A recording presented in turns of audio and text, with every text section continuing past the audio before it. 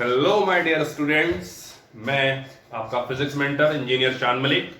आज हम अपनी इस वीडियो में बात करेंगे क्लास 10th के चैप्टर फर्स्ट इलेक्ट्रिसिटी की। इलेक्ट्रिसिटी में जो पहला टॉपिक आप देखेंगे वो इलेक्ट्रिक चार्ज है। इलेक्ट्रिक चार्ज को समझाने के लिए मैं बहुत डीप में समझाने की कोशिश करूं तो आप ऐसे समझ लें कि मैं इस वीडियो के डिस्क्रिप्शन में एक लिंक दूंगा। उस लिंक को जब आप क्लिक करेंगे तो आप मेरे 12th क्लास के इलेक्ट्रोस्टैटिक्स के फर्स्ट टॉपिक पे पहुंचेंगे, जहां पे बहुत डीपली इलेक्ट्रिक चार्ज को मैंने समझाया है। मैं चाहता हूं कि जब आप इलेक्ट्रिक चार्ज को सीख रहे हैं तो अच्छे से सीखें। तो इसको देखने से पहले उस वीडियो को जाकर देख लें जिसमें इलेक्ट्रिक चार्ज और उसकी बेसिक प्रॉपर्टीज को समझाया गया है। उसके बाद हम सीधा आते हैं अपना पहले टॉपिक इलेक्ट्रिक करंट पे। इलेक्ट्रिक करंट की जो डेफिनेशन है वो डेफिनेशन सिर्फ इतनी सी बात में समझ में आ जाती है कि rate of flow of charge electric charge, rate of flow of charge. Electric current को कैपिटल आई से डिनोट करते हैं। इलेक्ट्रिक करंट को कैपिटल आई से डिनोट करते हैं। अब चार्ज की बात हो रही है तो चार्ज हो गया क्यू। इस वर्ड को ध्यान से देखिए, रेट। जहां भी ये रेट लिखा हुआ दिख जाए इसका मतलब है कि वहां टाइम का जो फंक्शन है वो डिवाइड में आएगा ही आएगा। जो टाइम की क्वांटिटी है, जो फिजिकल क्वांटिटी है टाइम, वो आपका डिवाइड में आएगा ही आएगा। तो जब हम चार्ज को टाइम से डिवाइड करेंगे तो ये जो अमाउंट है, ये जो रेशियो है, ये जो वैल्यू है, वो हमको प्रोवाइड कराएगी इलेक्ट्रिक करंट। अब टाइम पे कैसे इसका डिपेंडेंट है? क्या टाइम वाकई मैटर करता है चार्ज के फ्लो में करंट बनाने के लिए? इसको एक एग्जांपल से मैं समझाने की कोशिश करूंगा। देखिएगा ध्यान से। मैं यहां पे दो कंडक्टर ले रहा हूं।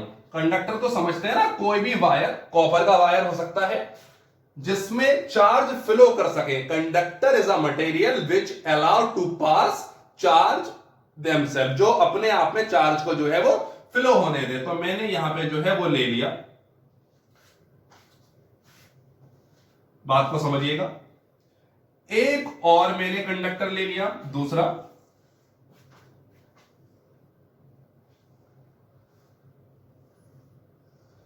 अच्छा, डेफिनेशन जब हम इलेक्ट्रिक करंट की देखेंगे तो कहीं कहीं डेफिनेशन लिखी हुई मिलेगी, the amount of charge passing per unit time through any cross section of the conductor. अब ये क्रॉस सेक्शन का क्या मतलब है? ये समझ लीजिए, ये कोई आपकी कोई रॉड रखी हुई है या कोई खोखला पाइप रखा हुआ है प्लास्टिक का, उसे आपने इस तरीके से काट दिया। अब जब काटेंगे तो बिल्कुल जैसा यहां पे है इस एंड पे, बिल्कुल वैसा ही एक एंड यहां जनरेट हो जाएगा। तो ये कहलाएगा क्रॉस सेक्शन। वो जो कट होगा इस तरीके से, जब इसको इस तरीके से देखेंगे, जैसे ये मार्कर है, आप समझ लीजिए इस मार्कर को कि ये वायर है इतना लंबा और मैंने इतना पोर्शन इसमें से कट कर दिया, तो बिल्कुल सिमिलर वैसा ही जनरेट होगा जहां से हम कट करेंगे। तो इसको हम कहते हैं क्रॉस सेक्शन। अब इसमें नंबर ऑफ फ्री इलेक्ट्रॉन्स होंगे, बहुत सारे इलेक्ट्रॉन्स हैं इसमें। Passing through any cross section. आप सबने हाईवेज पे सफर किया होगा, टोल प्लाजा पे लंबी कतारों को भी देखा होगा कार की। कुछ कारें टर्न हो जाती हैं, कुछ पास होती हैं, कुछ नहीं होती हैं।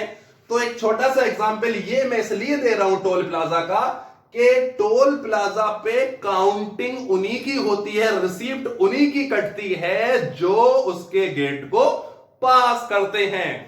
अब ऐसे समझ लीजिए कि हम यहां पे बैठे हैं करंट मीजर करने के लिए। ये हमारा टोल प्लाजा का गेट है, तो यहां वही कार काउंट होगी जो यहां से गुजरेगी।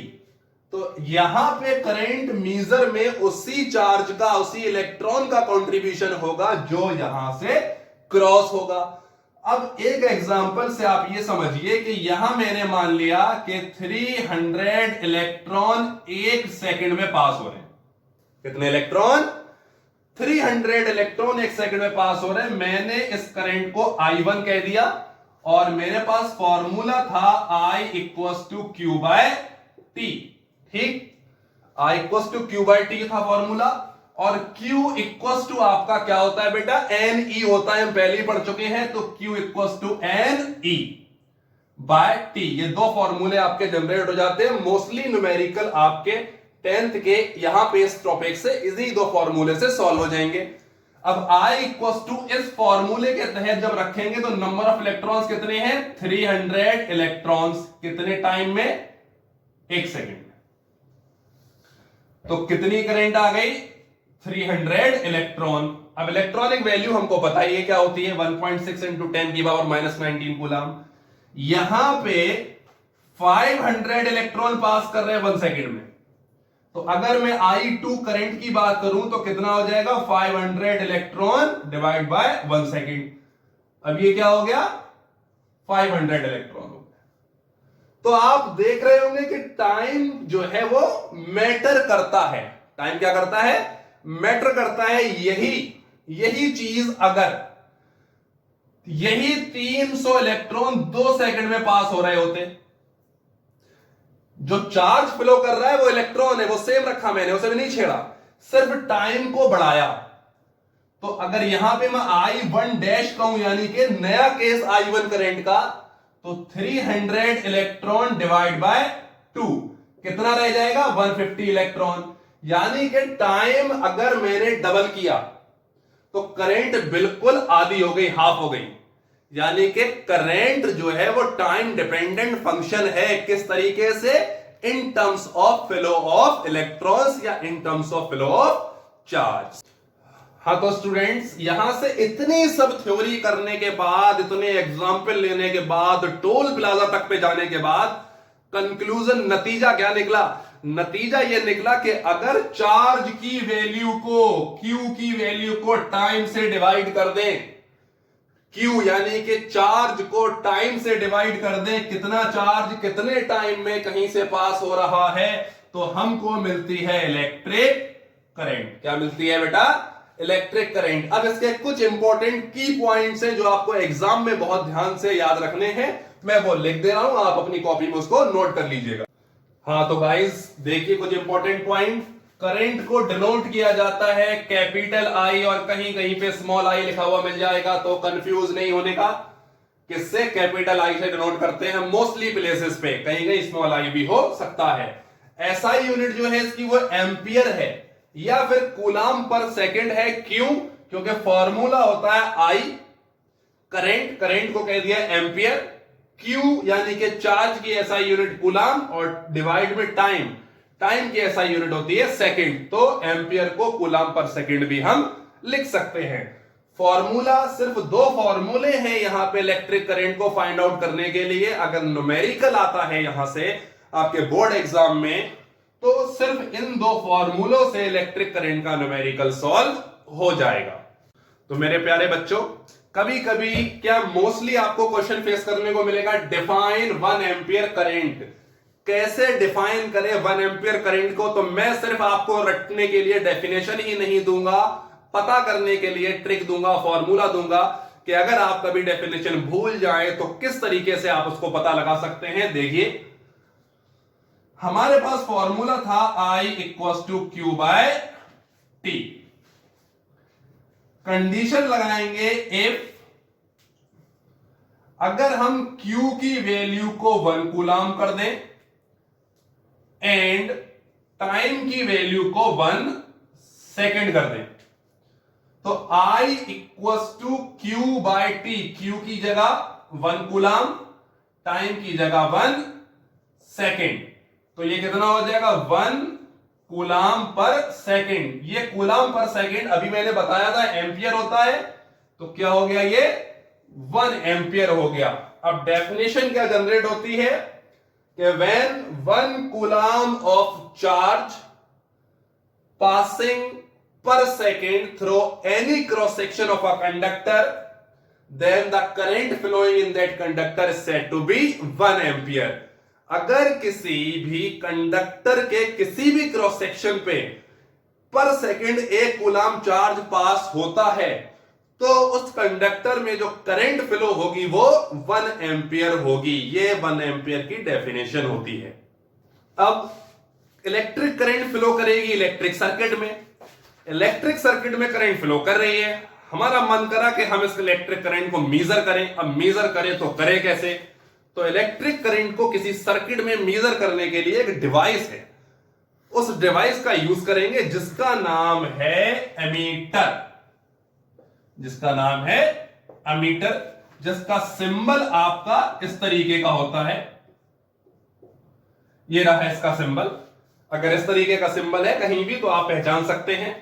अब इसको इस्तेमाल कैसे करेंगे, देखिए ये मैंने कोई बैटरी ली या कोई इलेक्ट्रिक सेल यानी कि source of electricity, electric current, यहां मैंने एक कोई बल्ब जो है आपका वो लगा दिया। अब मुझे इस बल्ब में इलेक्ट्रिक करंट पता करनी है कि कितनी करंट के जरिए ये ग्लो कर रहा है।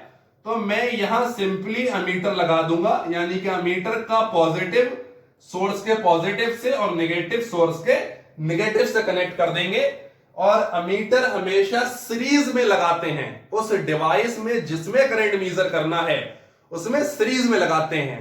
अब ये कॉम्बिनेशन सीरीज और पैरेलल क्या होता है, ये जब हम अभी आगे बात करेंगे फर्दर, जो हमारा टॉपिक आएगा resistance in series and parallel, तो वहां मैं इसको डीपली समझाऊंगा। अभी यहां समझ लीजिए, इतना सुन लीजिए कि अमीटर को सीरीज में लगाते हैं बस, ठीक है। और अमीटर को जो है सीरीज में लगाने का मतलब ये है, क्यों लगाते हैं, तो उसका रीजन है क्योंकि ये लो रेजिस्टेंस डिवाइस है। अब सवाल आया होगा रेजिस्टेंस क्या है, तो हर एक सवाल का जवाब मिलेगा, बस मेरे साथ जुड़े रहिए। हाँ तो स्टूडेंट्स, हम बात करेंगे अगले टॉपिक की, how electric current flows. Electric current कैसे फ्लो करता है, किस तरीके से फ्लो करता है। तो इस डायग्राम को देखिए, ये मैंने एक कंडक्टर ले रखा है, इसको मान लीजिए ये कोई कॉपर का वायर है, कोई कॉपर वायर है। इसमें अब फ्री इलेक्ट्रॉन्स हैं, ये बहुत सारे दिख रहे हैं आपको, मैंने ये बना रखे हैं, ये फ्री इलेक्ट्रॉन्स हैं। इस कॉपर वायर के जो दो एंड है, दोनों एंड को मैंने सेल से जो है वो जोड़ रखा है, इलेक्ट्रिक सेल से। अब इलेक्ट्रिक सेल के पॉजिटिव टर्मिनल और नेगेटिव टर्मिनल को मैंने दोनों एंड से कनेक्ट कर दिया कंडक्टर के। अब इसमें प्रेजेंट जो इलेक्ट्रॉन थे उनपे नेगेटिव चार्ज था, तो जैसे ही यहां हमने इनको यहां कनेक्ट किया तो ये इलेक्ट्रॉन मूव करना स्टार्ट कर देंगे positive terminal of the cell की तरफ। तो ये जो इलेक्ट्रॉन जब इस कंडक्टर में फ्लो करेंगे तो ये हो गया फ्लो ऑफ चार्ज। ये क्या हो गया, फ्लो ऑफ चार्ज। तो यही आपका फ्लो ऑफ चार्ज पर सेकेंड या flow of charge per unit time जो है rate of flow of charge आपका क्या कहलाता है, इलेक्ट्रिक करंट कहलाता है। तो इस तरीके से आपका इलेक्ट्रिक करंट फ्लो करेगा। जब इलेक्ट्रिक करंट की डिस्कवरी हुई तो उस टाइम पे जो है कन्वेंशनल डायरेक्शन ले ली गई, एक डायरेक्शन ले ली गई कि इलेक्ट्रिक करंट आपका पॉजिटिव से नेगेटिव की तरफ फ्लो करेगा। इलेक्ट्रिक करंट पॉजिटिव से नेगेटिव की तरफ फ्लो करेगा। लेकिन जब हमने किसी कॉपर वायर को या किसी कंडक्टर को जब देखा तो उसमें जो करंट फ्लो कर रही थी उसका रीजन था फ्लो ऑफ इलेक्ट्रॉन्स, यानी जो चार्ज फ्लो कर रहा था वो इलेक्ट्रॉन्स के रूप में फ्लो कर रहा था। और इलेक्ट्रॉन फ्लो करते हैं नेगेटिव से पॉजिटिव की तरफ। तो यहां पे जो डायरेक्शन होगी इलेक्ट्रॉन के फ्लो की और इलेक्ट्रिक करंट के फ्लो की वो एक दूसरे से अपोजिट होगी। हाँ तो स्टूडेंट्स, अब हम बात करेंगे कुछ न्यूमेरिकल्स की जो इन दो फॉर्मूलों पे बेस्ड हैं। इलेक्ट्रिक करंट के वो न्यूमेरिकल्स जो इन फॉर्मूलों से सॉल्व हो जाएंगे। तो देखिए ये पहला न्यूमेरिकल मैंने लिखा हुआ है, calculate the number of electrons constituting 1 coulomb of charge. Question ये कह रहा है कि 1 कूलम्ब चार्ज में कितने इलेक्ट्रॉन होंगे। तो सबसे पहले लिखिए गिवन, हमको क्या दे रखा है। तो गिवन है हमारे पास Q कितना, 1 कूलम्ब। हमसे पूछा क्या गया है, आस्क, क्या पूछा गया है, हमसे पूछा गया n नंबर ऑफ इलेक्ट्रॉन्स। अब आप देखिए कि Q दिया है, n पूछा है, कौन सा फॉर्मूला हमारे पास बनता है। हमारे पास जो फॉर्मूला बनता है वो होता है सिंस का symbol Q equals to n E, और E की इलेक्ट्रॉनिक वैल्यू होती है 1.6 इंटू 10 की पावर -19 कूलम्ब। तो इस फॉर्मूले को जब हम अप्लाई करेंगे तो हमें चाहिए n, तो n equals to Q by E के रूप में इसको कन्वर्ट कर लेंगे। Q की वैल्यू रखेंगे 1 कूलम्ब, इलेक्ट्रॉनिक वैल्यू रखेंगे 1.6 इंटू 10 की पावर -19 कूलम्ब। यहां पे आपने इसको जब डिवाइड करेंगे तो यानी कि n की जो वैल्यू आएगी जब आप इन न्यूमेरिक वैल्यूज को डिवाइड करेंगे तो 6.25 इंटू 10 की पावर 18, यानी कि 1 कूलम्ब में इतने इलेक्ट्रॉन्स होंगे, इतने इलेक्ट्रॉन्स मिलके 1 कूलम्ब चार्ज बना पाएंगे। हाँ तो स्टूडेंट्स देखिए हमारा अगला क्वेश्चन है, a current of 0.25 ampere flows through the filament of an electric lamp in 15 minutes. What is the amount of charge which flows through the filament? कह रहे हैं करंट 0.25 एम्पियर की करंट फ्लो कर रही है एक इलेक्ट्रिक लैंप के filament पे 15 मिनट के लिए। जो इंपॉर्टेंट चीज है मैंने मार्क कर दी, इतनी करंट इतने टाइम के लिए फ्लो कर रही है। क्या अमाउंट होगा चार्ज का जो उस फिलामेंट से फ्लो करेगा? तो हमें सबसे पहले लिखना है गिवन करंट हमको दे रखी थी, हमने नोट डाउन कर ली 0.25 एम्पियर। टाइम हमको 15 मिनट दे रखा था, हमने टाइम को एसआई यूनिट में कन्वर्ट कर लिया। 60 सेकंड होते हैं 1 मिनट में, 900 सेकंड। फॉर्मूला हमारा I equal to Q by T होता है। अब हमको यहाँ Q चाहिए तो डिवाइड में जो I है वो जो T है वो मल्टीप्लाई में चला जाएगा, तो Q equal to I T हो जाएगा। अब हमें बस ये वैल्यूज रखनी होंगी, तो देखिए मैं वैल्यूज पुट कर देता हूं यहां पे। हमारे पास फॉर्मूला है Q equal to I into T. I की वैल्यू है 0.25 इंटू टी, टाइम है 900 सेकेंड। तो यहां पे जब इसको सॉल्व करेंगे तो 225 मिल जाएगा, और ऐसा यूनिट होती है चार्ज की कूलाम। तो this is the answer for this numerical. हाँ तो मेरे प्यारे बच्चों, उम्मीद है कि आपको ये वीडियो बहुत पसंद आई होगी। जितनी चीजें हमने डिस्कस की, सारी चीजें आपकी जो है यहां से रिलेटेड जितने डाउट से क्लियर हो गए होंगे। फिर भी किसी को कोई डाउट अगर लगता है वीडियो में, तो वो नीचे कमेंट में जो है वो हमसे अपना डाउट जो है वहां कमेंट सेक्शन में देके पूछ सकता है, और हम अगली वीडियो में उसके डाउट को क्लियर करने की पूरी कोशिश करेंगे। I hope you enjoy my video. So, my dear students, like, comment and subscribe your favorite physics teacher, Engineer Shan Malik.